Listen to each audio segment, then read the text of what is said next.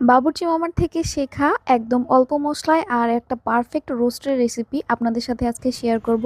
তো আমি অল্প কিছু মশলা আর কিভাবে এই রোস্টটা তৈরি করলাম চলেন আপনাদের সাথে শেয়ার করি। তো ফার্স্টে আমি এখানে চিকেন নিয়ে নিচ্ছি। এখানে 16 পিস চিকেন আছে। এটাকে আমি লবণ আর মরিচের গুঁড়া দিয়ে মেখে রেখেছিলাম কিছুক্ষণ। আর আরেকটা পাত্রের মধ্যে আমি এখানে গরম তেল দিয়েছি।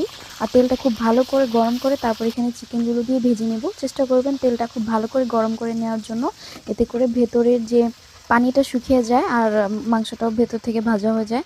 তো এখন চিকেনটাকে নামিয়ে আমি এখানে একটা মশলা তৈরি করে নিচ্ছি। এখানে আমি দিয়ে দিয়েছি টক দই, আদা আর রসুন বাটা, আর টমেটো সস, আর তার সাথে দিয়ে দেব রোস্টের একটা মশলা। এটা একটা রেডিমিক্স মশলা নিয়ে নিলাম। এটা রাঁধুনির রেডিমিক্স যে মশলাটা আছে ওইটা। আমি একটা প্যাকেট ব্যবহার করছি 16টা চিকেনের জন্য। আর আস্ত মশলার ভিতরে এখানে এলাচ আর দারচিনি দিয়ে দিয়েছি। আর এখানে দিয়ে দিলাম 3 ধরনের বাদাম বাটা, কাজু বাদাম, কাঠবাদাম আর পেস্তা বাদাম। এগুলোকে আমি বেটে নিয়েছি। তো এখন চলেন রান্নার প্রসেসে চলে যাই। আমি একটা কড়াই বসিয়ে তারপর এখানে পেঁয়াজ দিয়ে দিলাম। চাইলে পেঁয়াজটাকে ব্লেন্ড করে নিতে পারেন, আর এখানে বেরেস্তা করে দিলে এই টেস্টটা আরও ভালো আসে। আর যে মশলাগুলো ছিল ওইগুলো আমি মিক্স করে তারপর পেঁয়াজের মধ্যে এখন দিয়ে দিচ্ছি। মশলাটাকে একটু ভালো করে কষিয়ে নেব। সবগুলো মশলা একটু কষিয়ে নেওয়ার পরে তারপরে এখানে আমি আস্ত যে কাঁচামরিচ আছে ওটা দিয়ে দিলাম। কাঁচামরিচটা দিলে ফ্লেভারটা খুব সুন্দর আসে। চেষ্টা করবেন আস্ত দেওয়ার জন্য। তারপরে আমি ঝালের জন্য এখানে মরিচের গুঁড়ো দিয়ে দিলাম। তো এইটুকুই, আর কোনো মশলা এখানে অ্যাড করতে হবে না।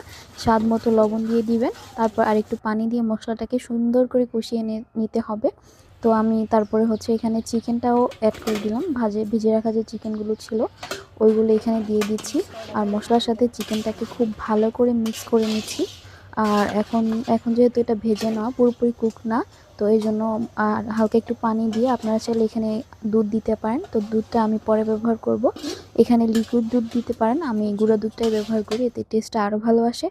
তো চিকেনটা এখন আমি কিছুক্ষণের জন্য মশলার সাথে মিশিয়ে তারপরে রান্না করে নিব। চিকেনটাকে আমি ঢাকনা দিয়ে ঢেকে কিছুক্ষণের জন্য রান্না করে নেব, যাতে করে ভেতরটা খুব সুন্দর করে সিদ্ধ হয়ে যায়। তো ভেতরটা খুব সুন্দর করে সিদ্ধ হয়ে গিয়েছে। এখন চিকেনের মধ্যে আমি আরও কিছু জিনিস অ্যাড করব, সেটা হলো গুঁড়ো দুধ। আর গুঁড়ো দুধটা দিলে মনে হয় কি যে ফ্লেভারটা খুব সুন্দর আসে। চাইলে আপনারা লিকুইড দুধও ব্যবহার করতে পারেন। তো আমি এখন এখানে গুঁড়ো দুধ দিয়ে দিলাম। মাওয়া দিলে টেস্টটা আরও ভালো হয়, তো আমার কাছে মাওয়া ছিল না। তো এখন আমি কিছু পরিমাণ বেরেস্তা দিয়ে উপর থেকে আর গুঁড়া দুধ দিয়ে তারপর এটাকে দিয়ে দিলাম। তো আমি চিকেনের সাথে এখন দিয়ে দিচ্ছি ঘি। ঘিটা দিলে ফ্লেভারটা এত সুন্দর আসে। লাস্টে ঘিটা দিয়ে তারপর আমি চিকেনের সাথে খুব ভালো করে একটু মিক্স করে দিব। বেশি লাড়াচাড়া করলে চিকেনটা